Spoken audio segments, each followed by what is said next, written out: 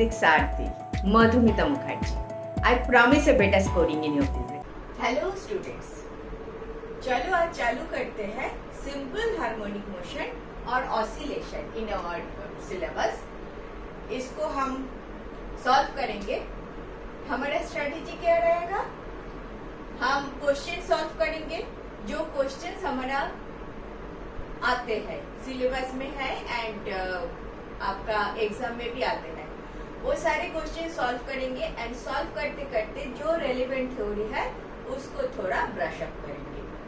Brush up क्यों बोल रही हूँ? क्योंकि मैं मान के चल रही हूँ कि आप ये सब सब्जेक्ट पढ़ चुके हो, थ्योरी आपको आते हैं, लेकिन जब ये थ्योरी क्वेश्चन फॉर्म में आते हैं, जो डिफिकल्टी आप फेस करते हो उसी को थोड़ा सा कम करने का ये मेरा कोशिश है।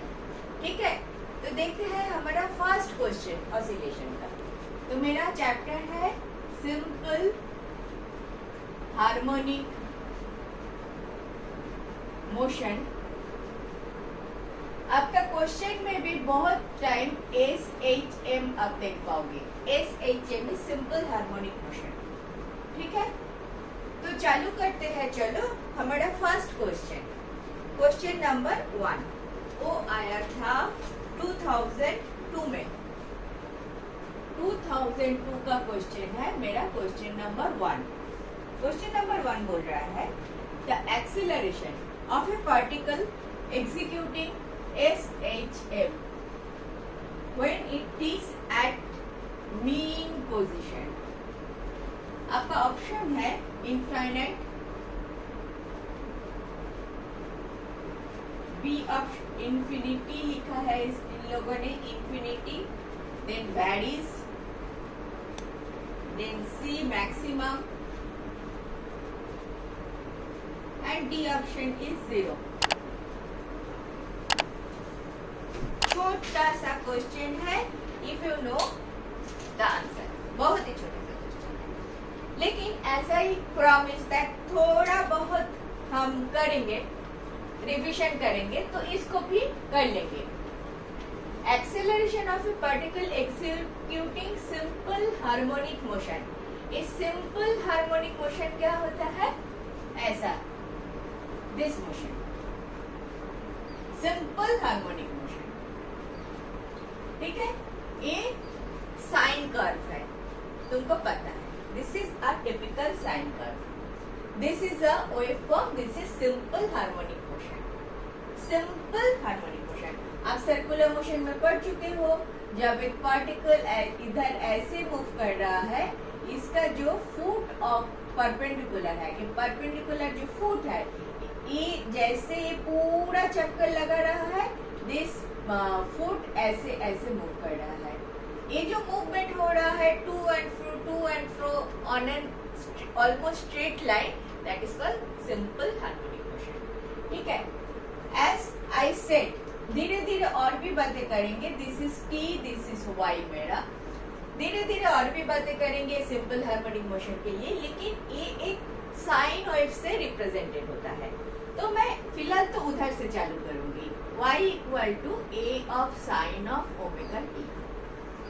Very very basic equation of a simple harmonic motion, most basic. y is this direction में जो वाइब्रेशन हो रहा है, a is maximum amplitude, sine omega t। Omega क्या है? Angular velocity, t is the time. Angular velocity क्या होता है? अगर पूरा चक्कर लगाने में कितना एंगुलर डिस्प्लेसमेंट होता है? 2 पाई। कितना टाइम में ये पूरा चक्कर लगाया? t टाइम में सपोज, तो omega equal to 2 pi by t. इसका जो यूनिट होता है that is radian per second. ठीक है, इतना समझ में आ गया? अभी देखो, अभी बोल रहा है एक्सेलरेशन। एक्सेलरेशन चाहिए, एक्सेलरेशन के बारे में पूछा है। हम क्या करेंगे? dy/dt करेंगे। dy/dt क्या देता है? वेलोसिटी देता है। अगर इसको करेंगे, ये तुमको पता होना चाहिए, a omega cos of omega t होगा।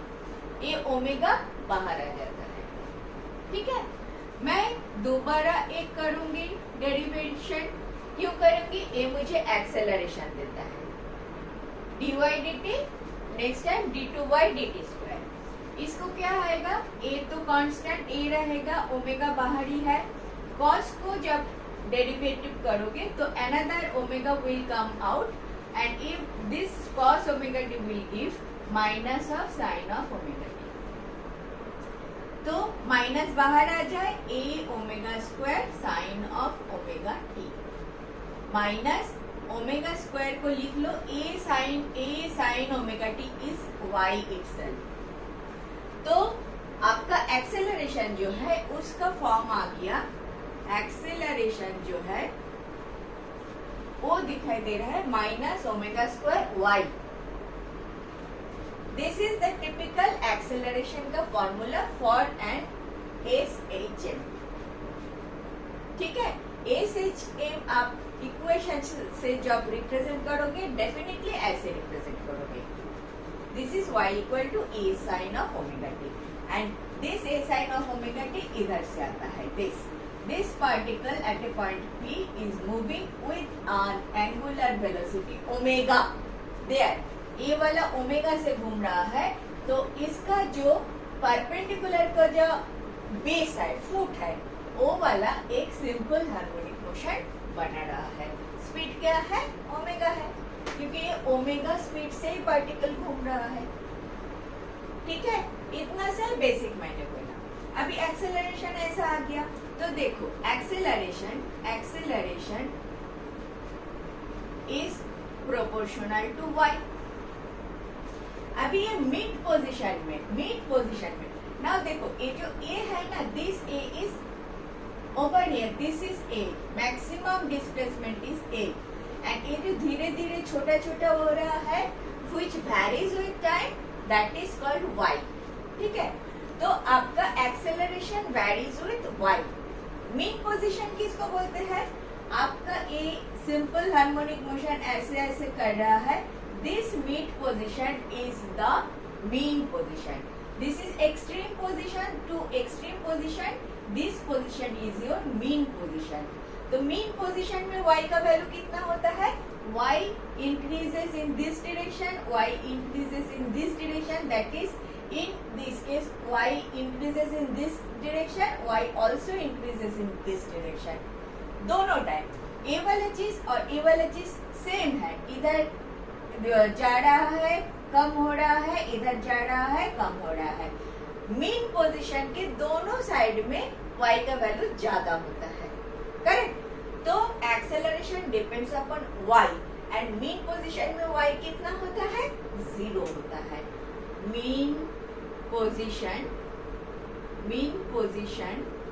Eight mean position y equal to 0, therefore acceleration क्या होगा, 0 होगा। Acceleration is 0। समझ में आई बात, एक्सेलरेशन इज 0। समझ में आई बात। देखो ये बहुत ही बेसिक था, ये मेरा स्टार्टिंग पॉइंट था। कोई भी सिंपल हार्मोनिक मोशन का equation is a sine of omega t।